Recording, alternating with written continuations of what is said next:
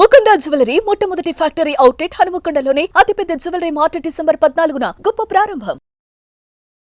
గోదాదేవి గురించి అలాగే ధనుర్మాస విశిష్టత గురించి తెలియచేయండి. చాలా వైభవంగా జరుగుతాయి ధనుర్మాసం అంతా కూడా. ప్రత్యేకించి వైష్ణవ ఆలయాలన్నీ కూడా పండగలా ఉంటుందన్నమాట. ఆ వాతావరణం అంతా, ఆ మాసం అంతా చాలా ప్రత్యేకమైన పూజలు జరుగుతూ ఉంటాయి కదా. విశిష్టత మాకు తెలియచేస్తారా?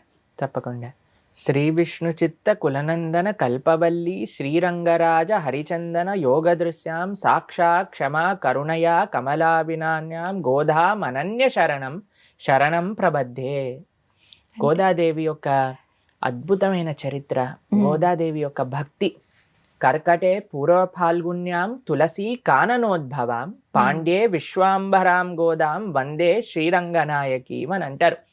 గోదాదేవి మనకి పాండ్య దేశంలో శ్రీవెల్లిపుత్తూర్ అనే ప్రదేశంలో తమిళనాడులో విష్ణు చిత్తులు అని వాళ్ళ నాన్నగారు, ఆయనకి ఆవిర్భవించింది ఒక తులసి కోటలో, ఒక వనంలో, తులసి వనంలో ఆవిడ ఆవిర్భవించింది అనమాట.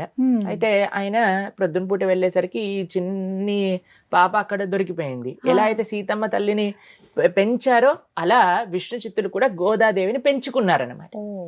పెంచుకొని చక్కగా, ఆయన చాలా గొప్ప భక్తులు, పెరియాల్వార్ అని అంటారనమాట. పెరియాల్వార్ ఎంత భక్తి అని అంటే, మనం భగవంతుడి దగ్గరికి వెళ్ళినప్పుడు ఏం చేస్తామండి, వెంటనే మన దగ్గర ఉండే కోరికలన్నిటినీ చిట్టా ఇప్పేసి నాకు ఇది చేయించు, నాకు ఇది చేయించు, నాకు ఇది చేయించు అని అడుగుతారు. కానీ పెరియాల్వార్లు భగవంతుడు ఈయనని చూడ్డానికి వస్తే ఏమని ప్రార్థన చేశారు తెలుసా? అయ్యా స్వామి, నీకు దిష్టి తగలకుండా ఉండాలి, వీళ్ళందరూ నిన్ను చూసినప్పుడు జాగ్రత్త, నువ్వు జాగ్రత్తగా ఉండాలి అని స్వామికి మంగళ శాసనాలు చేసిన భక్తుడు అనమాట విష్ణు చిత్తులు. అది నిజమైన ప్రేమ. భగవంతుడి కోసం మనం ప్రార్థన చేయటం, మన కోసం మనం ప్రార్థన చేసుకోవటం కాదు, స్వామి బాగుండాలి అని ప్రార్థన చేసిన గొప్ప భక్తుడు పెరియాల్వార్లు అనమాట. ఆయనకి గోదాదేవి అవతరించింది చక్కగా చిన్నప్పటి నుంచి. అందుకే పిల్లలకి ఆధ్యాత్మికత నేర్పించటం ఎంత ముఖ్యము అనేది మన ఆండాళ్ తల్లి యొక్క చరిత్రలో మనం చూడొచ్చు. చిన్నప్పటి నుంచి విష్ణు చిత్తులు కృష్ణుడి గురించి చెప్పడం, కృష్ణుడి యొక్క లీలల గురించి చెప్పడం, చిన్న చిన్న సేవలు, పూలమాల ఇలా కట్టడం, అవన్నీ గోదాదేవికి చిన్నప్పటి నుంచే నేర్పించారు. నేర్పించేసరికి అమితమైన ప్రేమ గోదాదేవికి కృష్ణుడి పట్ల కలిగింది. నేను కృష్ణుడినే పెళ్లి చేసుకుంటా అన్నది. అప్పుడు మరి ఏం చెయ్యాలి అని అంటే, ఒక వ్రతం చేద్దాం, చక్కగా అందరం కలిసి చేసుకుందాం వ్రతం, చక్కగా భగవంతుడి యొక్క ప్రసన్నత కోసం ఈ వ్రతం చేస్తే భగవంతుడు లభిస్తారు అని మీరు ఇందాక అన్నారు కదా. ధనుర్మాస వ్రతము అని అంటారు. తిరుప్పావై వ్రతం అని కూడా మనం పిలుచుకుంటారనమాట. 30 రోజులు 30 పాసురాలు అనుసంధానం చేస్తూ ఉంటారనమాట. అవి తమిళంలో ఉంటాయి.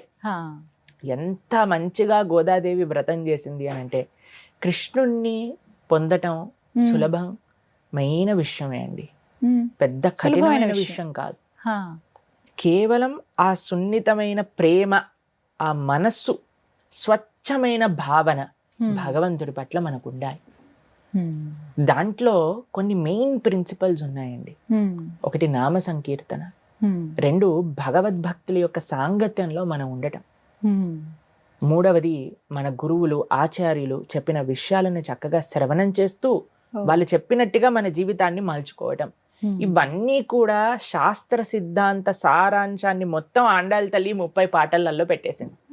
చక్కగా వాళ్ళ స్నేహితులందరితో ప్రతిరోజు ఆలయానికి వెళ్ళి స్వామి సేవ చేసుకుంటూ, మనం చూస్తాం ఒక ఫోటోలో గోదాదేవి ఇలా మాల కట్టుకొని ఇలా అద్దం ముందు నించొని చూసుకుంటూ ఉంటారు. ఎందుకు అని అంటే, ఈ స్వామికి నేను ఈ మాల కట్టాను, ఎంత బాగుంటుందా, ఎక్కడైనా గుచ్చుకుంటుందా లేదా, ఎలా ఉంది కలర్ కాంబినేషన్ అని ఆవిడ వేసుకొని తీసి స్వామికి సమర్పణ చేసేవాళ్ళు. కొన్నిసార్లు అండి మనం సేవ చేసేటప్పుడు, అరే భగవంతుడే కదా అని మనం పూలు ఇలా వేసేస్తూ ఉంటాం, లేదా ఏదన్నా నైవేద్యం చేసినప్పుడు సరే మనం ఏమి అంత పట్టించుకోం. అరే దేవుడు తిన్నాక అప్పుడు మనం చూద్దాంలే, దాని తర్వాత మనం టేస్ట్ చూసి ఉప్పు తక్కువైంది, తాలింపు వేయలేదు, అవన్నీ వేసేసి మనం అందరికి బాగా ఫస్ట్ క్లాస్ పెడతాం. కానీ గోదాదేవి యొక్క భావన ఏంటండి, అయ్యో కృష్ణుడు బాగుండాలా, మాల బాగుండాలా, గుచ్చుకోకూడదా అని చూసుకొని ఇచ్చేది. ఒకరోజు తండ్రి గారు చూసారనమాట, అయ్యో స్వామికి వేసే ముందు నువ్వు వేసుకుంటున్నావేంటి, అలా చేయకూడదు, అది అపచారం అని అంటే, సరే నాన్న రేపటి నుంచి చేయను అనేసరికి గోదాదేవి మాల కట్టేసేది, అందులో పెట్టేసేది, విష్ణు చిత్తులు తీసుకెళ్లారనమాట. అయితే భగవంతుడు అన్నాడు, ఓ ఈ రోజు నీ కూతురు వేసుకోలేదు మాల, నాకు ఇది వద్దు అంటే అయ్యా ఏంటి నీకు మాల వేసుకుంటే అది అపవిత్రం అవుతుంది కదా. లేదు లేదు, భక్తితో ప్రేమతో చూస్తున్న మాలలే నాకు కావాలి, కాబట్టి గోదాదేవిని వేసుకున్నాక నేను వేసుకుంటా అని చెప్పారు అనమాట స్వామి. భగవంతుడికి అవసరమైనది వస్తువు కాదు, భగవంతుడికి అవసరమైనది భావన, భగవంతుడికి అవసరమైనది ప్రేమ. హిందీలో అంటారనమాట, భగవాన్ ప్రేమ్ కే భూకే హే అని అంటారు. ఆయనకి ఆకలి దేనికోసం అని అంటే మన ప్రేమ ఆయన వేచి చూస్తూ ఉంటారనమాట. ఎందుకండి ఆయనకి ప్రేమ లేదా అని అంటే కాదు, ఆయనని ప్రేమిస్తే మనం తరిస్తాం కాబట్టి. అసలు గోదాదేవి వారి జన్మకు కారణం ఏంటండి? మనకి భక్తి మార్గాన్ని చూపించడానికి, సులభంగా కృష్ణుణ్ణి ఆరాధన చేసి కృష్ణుణ్ణి పొందవచ్చు అని తమ జీవితంలో తాను ఆచరించి భగవంతుణ్ణి ప్రేమించి భగవంతుణ్ణి పొంది మనందరికీ ఒక మార్గదర్శకాన్ని చూపించింది.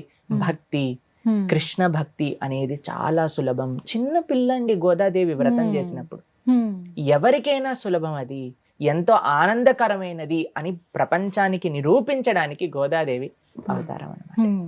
కాబట్టి ఈ మీరు చెప్పినట్టుగా కృష్ణుడు భగవద్గీతలో మాసానాం మార్గశీర్షోహం అని చెప్తారు. మాసములలో నేను మార్గశీర్ష మాసాన్ని, అదే ధనుర్మాసంగా మనం చెప్తాం.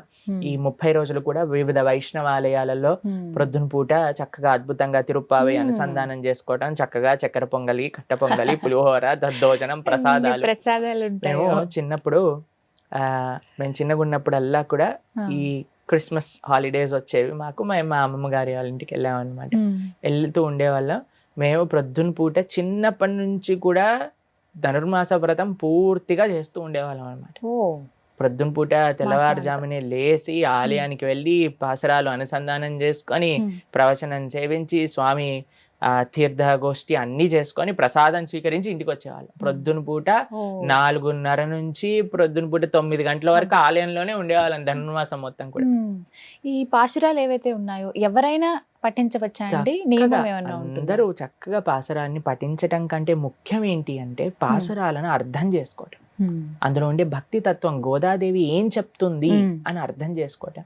మన ప్రణవానంద దాస్ ఛానల్లో కూడా 30 రోజులు 30 తిరుప్పావైకి సంబంధించిన పాసురాలకు సంబంధించిన లెక్చర్స్ అవైలబుల్ గా ఉన్నాయి. కాబట్టి అవి చిన్న చిన్న షార్ట్ వీడియోస్ ఫార్మాట్ లో 15-20 మినిట్స్ ఫార్మాట్ లో ఉన్నాయన్నమాట. ఎందుకంటే అండి మనం పఠించేస్తాం, దాని యొక్క ఫలితం ఉంటుంది, కానీ దాని యొక్క అర్థం తెలుసుకుంటే అప్పుడు నిజంగా మన జీవితంలో ఎలా భగవంతుడి దగ్గరికి మనం వెళ్ళొచ్చు అనే విషయాలు మనకు అర్థం అవుతాయి. అంటే మాలాంటి వాళ్ళ కోసం సింప్లిఫై చేసి చెప్పండి ప్రభుజీ, అంటే ఉద్దేశం ఏంటి, ఏముంది అందులో పాశురాల్లో, ఏం చెప్పదలుచుకున్నారు? శాస్త్ర సారాంశం మొత్తం కూడా మీకు ఒక విషయం చెప్తాను.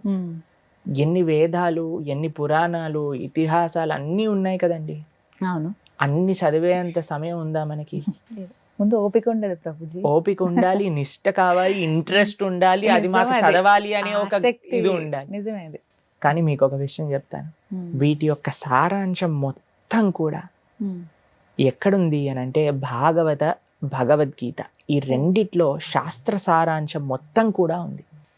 నిగమకల్ప తరోర్గలితం ఫలం సుఖముఖాదమృత దవ సంయుతం పిబత భాగవతం రసమాలయం ముహురహో రసిక భువి భావుక అని అంటారు. శాస్త్రం మొత్తం కూడా ఆ సారాంశం, ఆ తీయదనం మొత్తం కూడా భాగవతంలో ఉంది. ఇన్ని చదవాల్సిన అవసరం, అన్ని చోట్లకి పరిగెత్తాల్సిన అవసరం లేదు. భాగవతం ఒక్కటి పట్టుకుంటే మొత్తం శాస్త్ర సారాంశం మొత్తం గీతా భాగవతాలలో ఉండిపోతుంది. ఈ గీతా భాగవతాల యొక్క సారాంశం అంటే ఒక సినాప్సిస్ రూపంగా మనం చూస్తే అది తిరుప్పావేలో కూడా మనకి లభిస్తుంది. ఏంటి తిరుప్పావే చెప్పేది అని అంటే భగవన్నామ వైభవం, 2 భగవద్భక్తి వైభవం, భాగవతుల యొక్క వైభవం. భాగవతులు అంటే భగవద్భక్తులు, వాళ్ళ యొక్క వైభవం. ఇవే అండి, ఈ 3ని మనం పట్టుకుంటే భగవంతుని చేరుకున్నట్టే.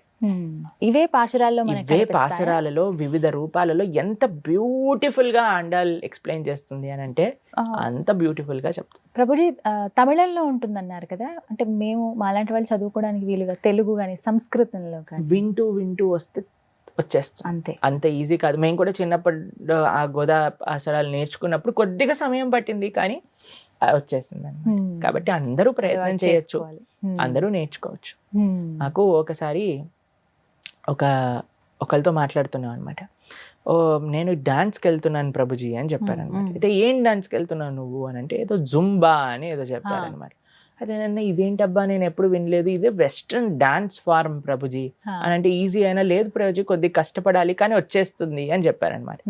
అప్పుడు నేను అనుకున్నా ఒకళ్ళు ఒక డాన్స్ నేర్చుకోవడానికి ఒక వెస్ట్రన్ కల్చర్కి సంబంధించిన దానికి ప్రయత్నించి నేర్చుకొని చేస్తున్నారే, అలాంటప్పుడు మనం భగవంతుడికి సంబంధించిన ఏ భాషలో ఉంటే ఏముందండి, తమిళంలో ఉన్నా, వ్రజ భాషలో ఉన్నా, బెంగాలీలో ఉన్నా, ఒడియాలో ఉన్నా నేర్చుకోదగింది. ఎందుకంటే మనం స్వామి ప్రేమికులం కాబట్టి. మనకు ఆసక్తి ఉంటే ఖచ్చితంగా తప్పకుండా నేర్చుకుంటారు. ఆ సంకల్పం అనేది ఉండాలి. కాబట్టి ఈ తిరుప్పావై ధనుర్మాస వ్రతం అనేది చాలా అద్భుతమైన విషయం. ఆండాళ్ళ తల్లి చెప్పిన విషయాలు తిరుప్పావైలో ముఖ్యంగా వినటం చాలా ముఖ్యం. ఏ సమయంలోనైనా ఇలా మేము ఆడియో పెట్టుకుని వినొచ్చు, తప్పకుండా వినొచ్చు. ఈ ధనుర్మాసంలో చక్కగా మనం భగవంతుడి యొక్క ఆరాధన విశేషంగా చక్కటి నియమాలను పాటిస్తూ మంచిగా స్వామి దగ్గరికి వెళ్ళే మాసాలు ఈ కార్తీక మాసం, ఇటు ధనుర్మాసం. ఈ రెండు కూడా కృష్ణుడికి ఎంతో ప్రీతికరమైనవి అన్నమాట. ఈ 2 మాసాలు కూడా మనం చాలా బ్రహ్మాండంగా కాన్షియస్ గా ఉంటే ఇయర్ అంతా కూడా ఆ కాన్షియస్నెస్ మనకి ముందుకెళ్ళడానికి యూస్ఫుల్ గా ఉంటుంది. న్యూ ఇయర్ లాంటి డిస్ట్రాక్షన్స్ మనం పక్కన పెట్టి మనం ధనుర్మాసం పైన ఫోకస్ చేస్తే అప్పుడు ఖచ్చితంగా బాగుంటుంది అంటారు.